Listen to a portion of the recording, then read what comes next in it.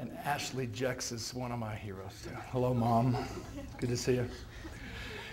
One of the great honors that I've ever had in my whole life is being asked to teach here at Utah Valley University. I taught public speaking and communications. The actual class was 1020 communications, 1020, 2 semesters in a row.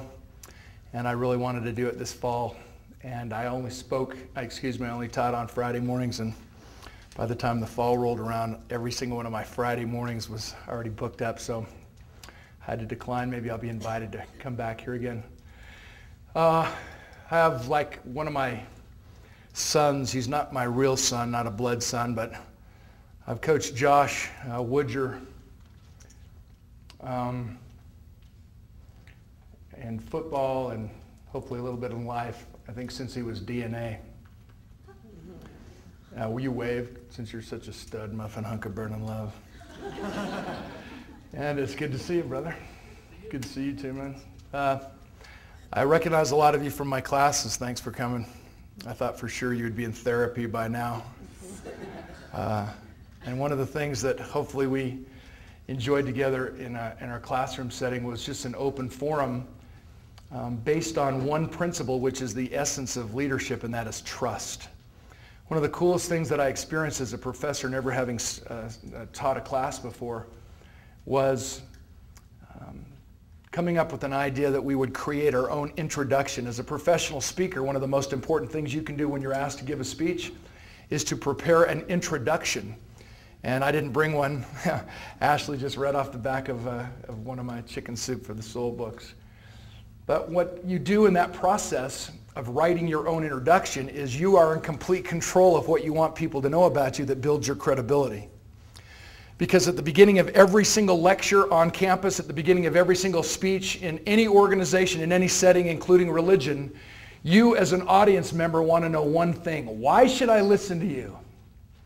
What gives you the right to stand up in front of me? What gives you the right to say you're a leader? And because this is practical application leadership, and I know that you're going to have to write a one-page summary on how you're going to implement what I talk about in your everyday life, I definitely want to read some of those because I'd like to know how to implement what I talk about in my everyday life. But because you're given that assignment, the idea, first and foremost, is to build your own credibility. And the way you build credibility is through trust. And I bring that word up so often these days because of this. Let me ask you some questions just to set the tone. Do you agree and do you believe that you have to like someone else, that you have to like yourself before you can like someone else? Do you agree that you have to love yourself before you can love someone else? Do you agree that you have to trust yourself before you can trust someone else? And what does it mean to trust yourself? That the answers are already inside of you. As I try to share with the world, it doesn't matter where we go or what industry we are in, there's always one speaker on the program who says you got to think outside the lines, you got to think outside the box. Have you heard that lately? What if the answers are still in the box? Most people who come to meetings come in search of the new answers, when in reality, don't you think we ought to come in search of the right answers? And the right answers have always been right, or we can't call them right. Do you agree? Let's get philosophical. Plato taught all knowledge is recollection. So when I stand up and speak to any group, last year 202 times, all 50 states, 21 countries. Whenever I speak and people in the audience nod their head in agreement, I'm not teaching them anything new. You are recalling something that you already learned in a previous experience. The answers are already on the planet.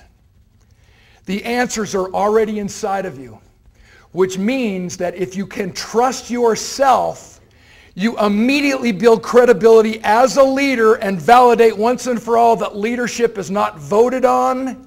It has nothing to do with the title. Leadership is earned, which means you can be a leader without a title. So often we hear, my best friend just got arrested for blah, blah, blah. My best friend is doing this. And I'm like, how could she be your best friend?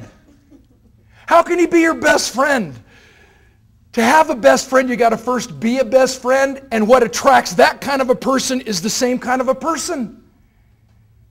The law of attraction, have you heard about this lately? Any of you seen The Secret? With all my involvement in the Chicken Soup for the Soul series, everybody wants to know, what's the secret? What's the secret?